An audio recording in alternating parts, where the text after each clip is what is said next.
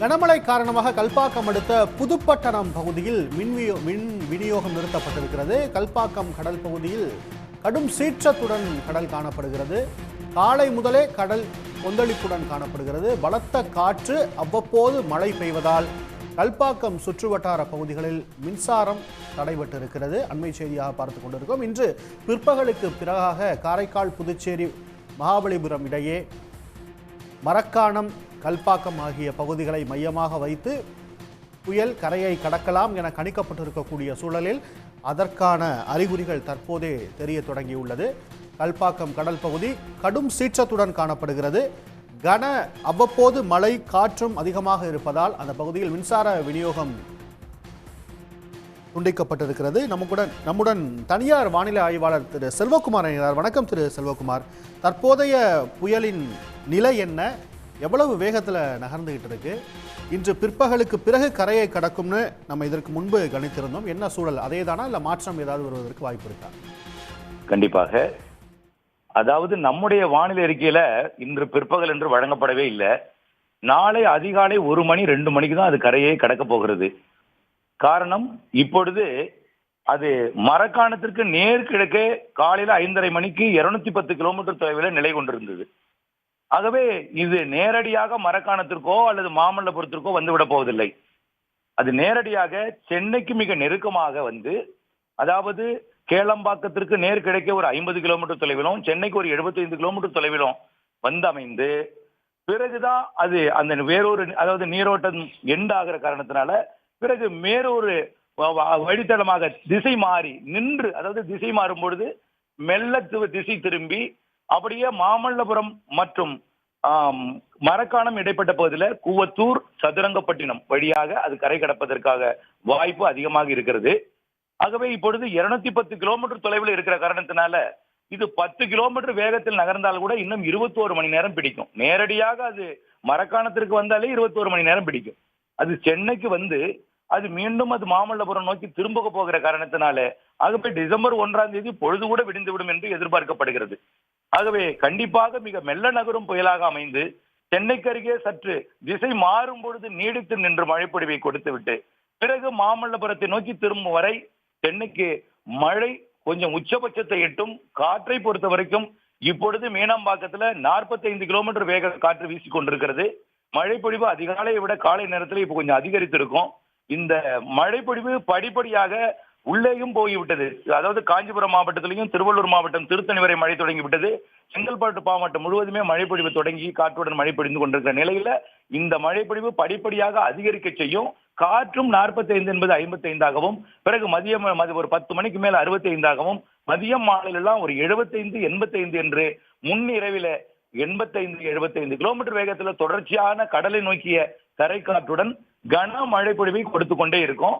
அதாவது மதியம் 1 மணியிலிருந்து இரவு 10 மணி வரைக்கும் இடைப்பட்ட காலத்துல தொடர் கனமழை பொழிவும் தொடர் காற்றும் வீசிக்கொண்டே இருக்கும் சென்னையில. சென்னை மட்டுமல்ல, திருவள்ளூர் ஏற்கனவே 9 சென்டிமீட்டர் மழை பொழிவு கத்திவாக்கத்துல நேற்று இரவு பொழிந்திருக்கிறது. இதற்கு மேலும் மழை இருக்கிறது. இன்றைக்கு பகல்ல இனிமேல் தான் மழையே பெய்ய போகிறது. இன்று காலை 10 மணிக்கு மேல் மழைப்பொழிவு அதிகரித்து நள்ளிரவு வரைக்கும் இந்த மழைப்பொழிவு தீவிரம் இருக்கும் என்பதனால சுமார் 12 மணி நேரம் மழைப்பொழிவு தொடர் கனமழை பொழிவாகவும் இடையிடையே ஒரு வலுவான ஒரு மழைப்பொழிவை கொடுத்துவிட்டு தொடர்ச்சியாக பெய்து கொண்டிருக்கும் பொழுது காற்றோட வேகம் அதிகரிக்கும் பொழுது திடீரென்று ஒரு கனமழை பொழிவையும், திடீரென்று ஒரு மிக கனமழை பொழிவு ஒரு 10 நிமிடம் 5 நிமிடம் பெய்துவிட்டு போகும் நிலையில ஒரு சராசரியாக பார்க்கும் பொழுது ஒரு மணி நேரத்திற்கு 3 சென்டிமீட்டருக்கு குறையாத மழைப்பொழிவாக இருக்கும். ஆகவே வரக்கூடிய 12 மணி நேரத்துல அது 10 மணி நேரம் வைத்துக் கொண்டால் கூட 3, 10, 30 சென்டிமீட்டர் வந்து சர்வசாதாரணமாக கிடைத்துவிட வாய்ப்பு இருக்கிறது. ஆகவே 5 சென்டிமீட்டர் கூட மணிக்கு எட்டலாம். ஆகவே மணிக்கு 5 சென்டிமீட்டர் என்றால் சற்றே நீங்கள் அச்சப்படுவீர்கள் என்பதற்காக மிகவும் நீங்கள் நிதானமாக இருந்து, இதற்படிப்பட்ட நிலை இப்பொழுது இருக்கிறது. வரக்கூடிய நிலையில சூழ்நிலை மாறினால் நம்ம எப்படிப்பட்ட முன்னெச்சரிக்கை எடுக்க வேண்டும் என்று பொதுமக்கள் சற்று சிந்தித்திருக்க வேண்டுமே தவிர இப்பொழுதே பெரிய அளவிலே முன்னெச்சரிக்கை எடுத்து விடாமல் அவ்வப்பொழுது சூழ்நிலை உணர்ந்து வானிலை எச்சரிக்கையை அறிந்து கொண்டிருந்து அதனுடைய நடவடிக்கைக்கு நீங்கள் இறங்க வேண்டும். காற்றை பொறுத்த வரைக்கும் வலுவாகத்தான் இருக்கும். கரை கிடக்கும் இடத்துல இப்பொழுதே கணிக்கப்பட்டிருப்பது 100 கிலோமீட்டர். அது மெல்ல நகரும் வந்து திசை மாறும் பொழுதெல்லாம் சற்று புயலாகத்தான் கரை கடக்கும், ஆழ்ந்த மண்டலமாக கரை கடப்பதற்கு வாய்ப்பில்லை என்பதனால கரை கடக்கும் இடமாகிய அந்த மாமல்லபுரம் மற்றும் கல்பாக்கம், கூவத்தூர் மற்றும் அந்த செய்யூர், குறிப்பாக அந்த மக்கள் வசிக்கக்கூடிய பகுதியெல்லாம் செய்யூர், அதன் மேல்மருவத்தூர், அச்சிரப்பாக்கம் மற்றும் அதனுடைய எல்லா பகுதியுமே கொஞ்சம் அச்சுறுத்தும் காற்றோட 100 கிலோமீட்டர் வேகம் கொண்ட காற்றுடன் தான் அது கரை கடக்கும். கரை கடக்கக்கூடிய இடமாகிய செங்கல்பட்டு மாவட்டத்திலையும் விழுப்புரம் மாவட்டத்திலையும் கொஞ்சம் காற்று பாதிப்பும் மழை பாதிப்பும் கூடுதலாக இருக்கும்.